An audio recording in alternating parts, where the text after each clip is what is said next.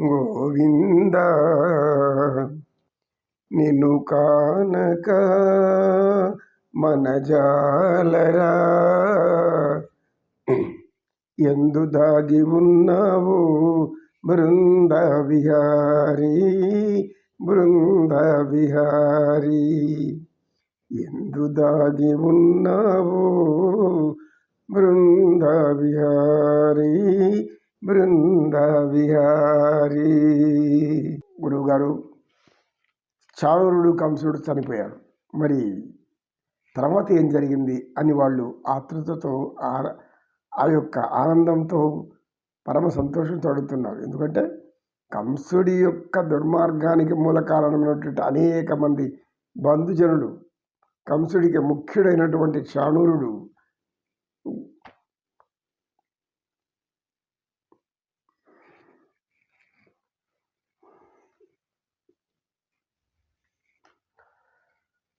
నాయనలారా, గ్రామ ప్రజలారా, మీరందరూ కూడా అతి భక్తితో శ్రద్ధతో వింటున్న ఈ భాగవతం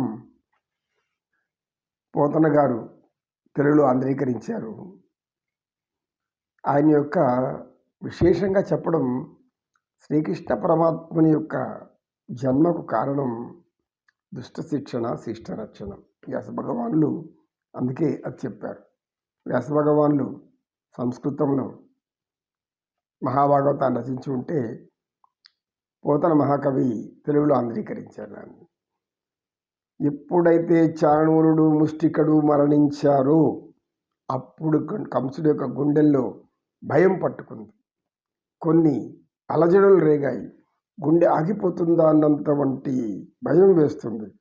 ఆవేదన ఒకవైపు, ఆక్రోశం, ఉక్రోషం, అహం, ఆవేదన. ఏమిటిది? నా యొక్క అతి బలవంతులైనటువంటి మల్లయోధులు చచ్చిపోయారు. ఈ కంసుడికి అనుకూలమైనటువంటి కుడి భుజం ఎడబుజం లాంటి చాణూరుడు ముష్టికుడు కూడా చనిపోయారు. కళ్ళ ఎదురుగా చూస్తున్నాడు ఇదంతా మల్ల యుద్ధంలో, రంగస్థలంలో. ఈ రంగస్థలంలో చనిపోయారు వీళ్ళు. ఏమర్థం కాలేదు. ప్రజలు జేజేలు కొడుతున్నారు, అందరూ ఆహాకారాలు చేస్తున్నారు, ఆనందంతో ఎగురు గంతులు వేస్తున్నారు. ఎవరు? నందమహారాజు, సామంతరాజులు అందరూ కూడా. ఎందుకు? ఇంతకాలం ఈ కంసుడి బాధను భరించి సామంతరాజులంతా భయపడి వాడు చెప్పినట్టునే వాడు చేసే అన్ని దుర్మార్గ కార్యక్రమాలకు వాళ్ళు కారణమయ్యారు. ఏం చేస్తాం? నోరెత్తితే వీళ్ళని కూడా జైల్లో వేసి ఉతికి ఆరేసేస్తాడు. వాళ్ళని ఎన్ని హింసలు పెట్టా అన్ని హింసలు పెడతాడు. వాడి హింసలు భరించడం కన్నా వాడు చెప్పింది వినడమే మేలు అని అనుకున్నారు సామంతరాజులు కూడా. ఎప్పుడైతే చాణూరుడు ముష్టికుడు కుడి ఎడమ భుజాలు రెండు నేల కూలయ్యో కంసుడి యొక్క మనోధైర్యం పూర్తిగా దిగిపోయింది. అయితే ఆవేశం పెరిగిపోయింది. వదలకూడదు, వీళ్ళెవ్వరిని వదలకూడదు. వెంటనే భటులందరినీ సమావేశపరిచాడు. మీరు వెంటనే వెళ్ళండి, మీ సగం మంది ఇలా వెళ్ళి ఆ ఇద్దరిని చంపేసండి, ఎట్లా దొరికితే అట్లా చంపేసండి. ఆ తర్వాత కారాగారం వెళ్ళండి. కారాగారంలో ఉన్నటువంటి శ్రీకృష్ణ పరమాత్మని తల్లిదండ్రులు దేవకి వసుదేవులను సంహరించండి. ఇక ఎవరెవరు ఉండడానికి అనుకూలంగా ఉండే వాళ్ళందరినీ కూడా సంహరించండి. ఈ యొక్క అక్రూరుని కూడా చంపేయండి, అందరిని చంపేసేయండి. ఇతన్ని కూడా వదలొద్దండి, నందన మహారాజుని, ఇతన్ని కూడా చంపేయండి అని అందరిని చంపే అని చెప్పేసి లోపలికి పరిగెట్టాడు. పరిగెత్తిపోయి సింహాసనంలో కూర్చొని దిగులుగా విచారంగా చనిపోయినారన్న వార్త వచ్చేంతవరకు నేను బయట రానని కూర్చున్నాడు. ఈ మాటలు విన్న పరమాత్ముడు బలరాముడు ఇద్దరికీ లోపల ఎక్కడ లేనటువంటి ఆనందం ముంచుకొచ్చింది. ఓహో, నువ్వు ఆఖరికి ఈ దారికి వచ్చావా? వస్తావు రాకుండా అడిగి పోతావు. ధర్మమే నీ పాలి దండమై దండించ తప్పించుకోలేవు కర్మ. సత్కర్మ ఏవ సత్ఫలితం, దుష్కర్మ ఏవ దుష్ఫలితం. ఏ జన్మ కర్మ ఆనాడే, ఏ నాటి కర్మ మరునాడే అనుభవించి తీరాలి. ఇదే సృష్టి ధర్మం, సృష్టి నియమం. వెంటాడుతుంది నీ కర్మ, పాప కర్మ అయితే నిన్ను పట్టి వదలదు. 3 నాళ్ళ బ్రతుకు కోసం, ముచ్చట కోసం ఇన్ని హింసలు, ఇన్ని ఘోరాలు, ఇవన్నీ అవసరమా? ఎప్పుడు పోతావో తెలియదు, ఏ టైంలో ఎలా పోతావో కూడా తెలియదు. దుర్మార్గులైన కంసుడా, నీవు దుష్కార్యాలు చేసి తప్పించుకోలేవు. కర్మ నిన్ను వదలదు. కర్మ ఎప్పటికీ నువ్వు చేసిన పాపకర్మ అయితే నిన్ను వదలదు, పుణ్యకర్మ అయితే కూడా వదలదు. నిన్ను పట్టుకుని ఆనందపరుస్తుంది పుణ్యకర్మ. పాపకర్మ అయితే నీ దాన్ని ఫలితం అనుభవించి తీరాల్సిందే. కనుక ధర్మమే నీ పాలి దండమై దండించనుంది. అంటే ధర్మం దిగి వచ్చింది కృష్ణుడి రూపంలో, బలరాముడు. ఇప్పుడు బలరామకృష్ణుడి రూపంలో ధర్మం సంపూర్ణంగా వచ్చేసింది అక్కడికి. ఇప్పుడు నువ్వు చేసిన పాపాలకు శిక్ష అనుభవించాల్సిందే అని పరమాత్మ లోపల అనుకొని లోపలికి వెళ్ళాడు. ఇద్దరు వెళ్ళారు. చూడగానే తలుపులన్నీ కూడా తెరుచుకున్నాయి. చూసుకుని వెంటనే భటులారా పట్టుకోండి, వాళ్ళు చంపండి. ఏడున్నారు భటులు, ఎవరున్నారు? ఎవరు లేరు. సామంతరాజులు వాళ్ళు మాత్రం వచ్చారు లోపలికి. ఏ విధంగా ఎంత ఎత్తులో ఎగురుతున్నటువంటి డేగ అంటే మనకు తెలుసు. డేగ దాని యొక్క చూపు ఎంత ఎత్తులో ఉన్నా కింద దానికి కావాల్సిన ఆహారాన్ని కనిపెట్టగలుగుతుంది అన్నమాట. అంత వేగంగా వచ్చి అంత అనుకొని పోతుంది. అది డేగ వేరు, గరుడ పక్షి వేరు. గరుడు వీరుడు, డేగ వేరు. ఈ డేగ ఆ విధంగా శ్రీకృష్ణ బలరాములు ఇద్దరు కూడా డేగల రూపంలాగా మారిపోయారు.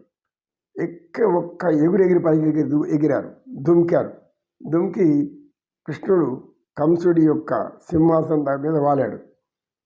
ఇక ఈ బలరాముడు ఆయనకి అంగరక్షకులుగా ఉండే కొద్దిమంది వాళ్ళను ఎక్కడికక్కడ ఇరగొడుతున్నాడు. ముక్కులు, వాళ్ళ యొక్క చేతులు కాళ్ళు విరిచి పొడి నుజ్జులు చేసుకుంటున్నాడు. డేగ ఏ విధంగా పట్టుకుంటుందో కోడి పిల్లను కింద నుంచి, ఆ విధంగా పట్టేశాడు కంసుని యొక్క పీక పరమాత్ముడు. వాడు కత్తి డాలు అన్నీ లాగేసుకున్నాడు. ఇట్లా అంటున్నాడు కానీ అది పరమాత్మ దగ్గర రాలేకపోతున్నాయి. అవి కూడా మొరాయించాయి. ఎందుకు? పరమాత్ముడు ముందర అవి ఏం చేస్తాయి? అవి వెనక్కిపోవాల్సిందే.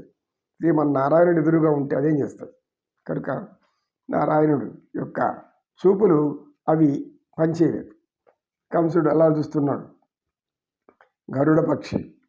గరుడ పక్షి గరుత్మంతుడు భయంకరమైన అరుపుతో ఏ విధంగా ఎగురుతూ వచ్చి ఏ పాముని పట్టుకొని, కింద పాము కానీ ఏదో ఒకటి దానికి ఆహారం, పెద్ద నాగుపాముని పట్టుకొని ఆ పాముని తీసుకెళ్ళి ఏ విధంగా కొరికి చంపి తింటుందో ఆ విధంగా తయారైపోయాడు పరమాత్ముడు.